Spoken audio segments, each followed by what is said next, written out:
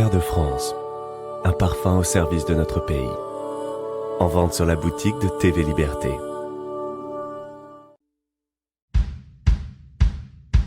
Cet épisode aurait aussi très bien pu s'appeler le jour où Vauban a repoussé une force d'invasion anglo-hollandaise avec 3 pélos et 2 fourches. Mais déjà, c'était trop long et en plus, en ce moment, j'essaye de me calmer un peu. Mais pourtant, c'est bien là le scénario de la bataille de Camaret. Au printemps 1694, alors que la France est engagée dans la guerre de la Ligue d'Augsbourg, des espions informent Louis XIV qu'une flotte anglo-hollandaise importante prépare une attaque non loin de Brest. Le roi charge alors Vauban de prévenir toute tentative d'invasion dans ce secteur stratégique. Avec extrêmement peu de moyens, grâce à son génie tactique et son sens du commandement, le maréchal va alors faire des miracles en repoussant l'ennemi qui repart la queue entre les jambes, ça c'est toujours plaisant, allant même jusqu'à dissuader toute nouvelle attaque pour les siècles à venir.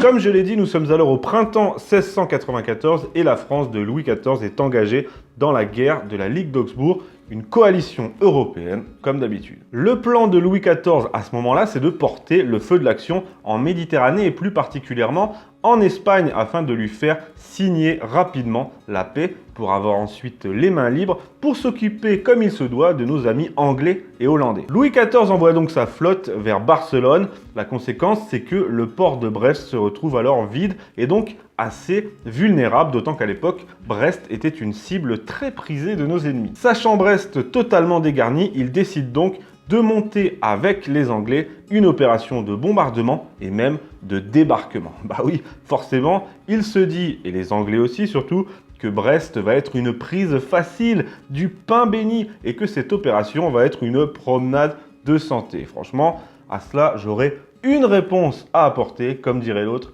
bah voyons. Parce que ce que les Anglo-Hollandais ignorent, c'est 2 choses. Premièrement, un espion français a informé Louis XIV de leur projet, ça c'est ballot. Et deuxièmement, surtout, pour contrer leur plan, le roi a décidé d'envoyer non pas une armée, ce qui aurait été un moindre mal pour eux, non pas Batman, non pas Superman, mais le maréchal Vauban. Et ça craint. Alors là, on ne rigole plus du tout. Pour la première fois et seule fois d'ailleurs, Vauban va se voir confier un commandement militaire direct, celui de la place de Brest. Le maréchal part donc pour Brest où il arrive le 23 mai 1694 et immédiatement il se met au travail. Il sait que les ennemis de la France ont souvent tenté de prendre cette place stratégique, je l'ai dit, les Anglais en 1404 et 1434, les Espagnols en 1594 et 1597. Il sait donc aussi que pour protéger Brest, il faut contrôler le Goulet, comme vous pouvez le voir sur cette carte.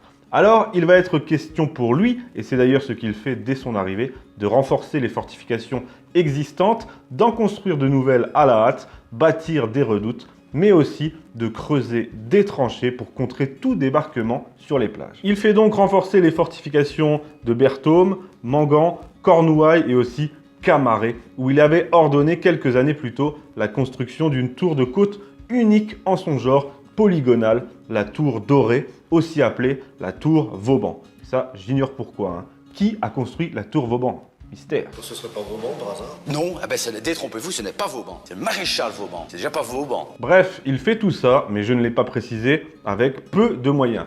Peu de moyens financiers déjà, mais surtout peu de moyens humains. En gros, dans le secteur de Brest, les défenseurs français sont 1300 à 1500 à tout casser, et encore c'est pas 1500 soldats, c'est seulement 2 bataillons de marins, soit 600 soldats de métier, mais dans un état d'épuisement total, plus quelques centaines de cavaliers formés du banc de la noblesse locale, et pour tout le reste, il s'agit de milices de garde-côtes composées de paysans armés de piques, sans formation ni instruction. Et face à cela, qu'est-ce qu'on a qui approche le 16 juin?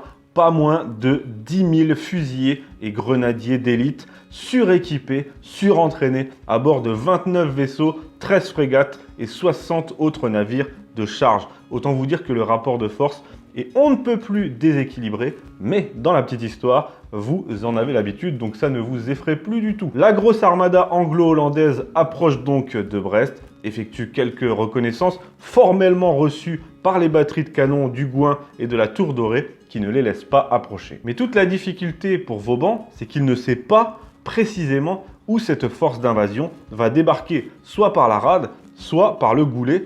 Donc il doit diviser ses forces qui sont déjà maigres en deux. Mais bref, quand les Anglo-Hollandais sont en vue, le tocsin est sonné de paroisse en paroisse et c'est le branle-bas de combat. Vauban attend patiemment que l'ennemi effectue son premier mouvement pour pouvoir l'anticiper au mieux. Après leur première reconnaissance, les Anglais sont déjà surpris de la riposte des batteries, mais le lieutenant-général Talmash est confiant, je le cite, « Les tirs de nos vaisseaux sauront bien réduire au silence les quelques batteries du littoral, et ce ne sont pas quelques douzaines de gardes-côtes qui tiendront devant nos soldats. Ils s'envoleront comme des compagnies de perdreaux. » C'est ça, tu vas voir mon coco. Alors au matin du 18 juin 1694, dans le brouillard, les Anglais s'apprêtent à débarquer. Ils s'approchent de la plage avec leur chaloupe, la plage rouge de la presqu'île de Crozon, près de Camaret.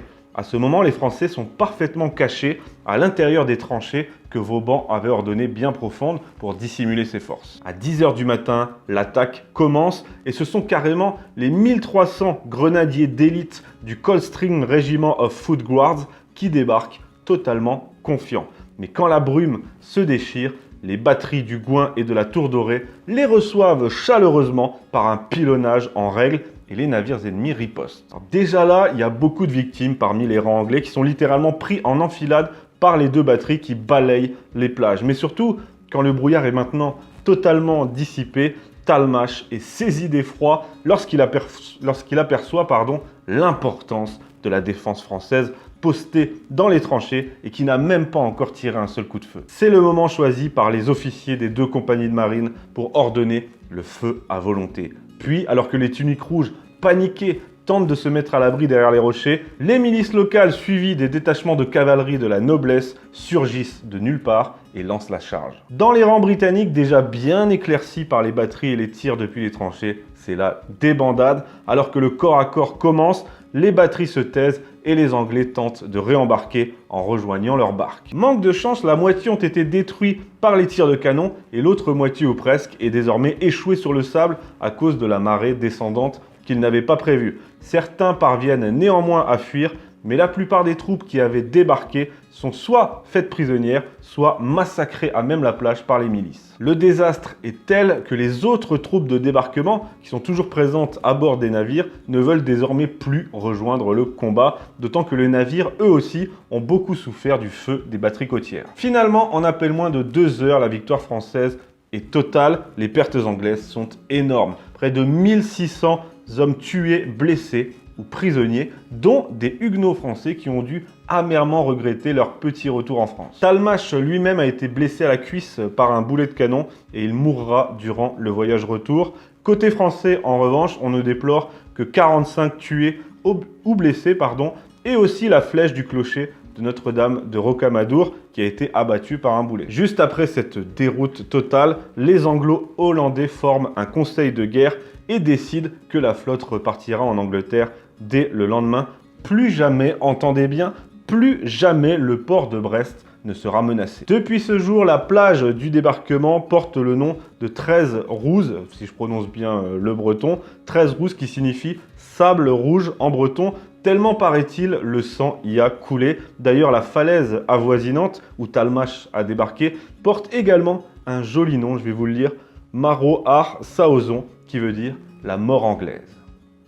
Pour fêter cette victoire exceptionnelle, Louis XIV fera frapper une médaille et de son côté, le prince d'Orange renoncera totalement à ses raids sur les côtes. En résumé, avec de très faibles moyens, il a suffi du génie, du sens du commandement de Vauban pour repousser une tentative d'invasion assez imposante, mais aussi de la détermination des troupes, pourtant aussi épuisées que peu formées pour certaines. Voilà encore un grand succès français, disons franco-breton pour rendre hommage aussi à nos amis, un succès franco-breton qui était inespéré et qui pourtant se termine de la plus belle des manières par une débandade totale des roast beef. On en a déjà vu beaucoup dans la petite histoire, ça commence à devenir notre spécialité et croyez-moi, c'est loin d'être fini.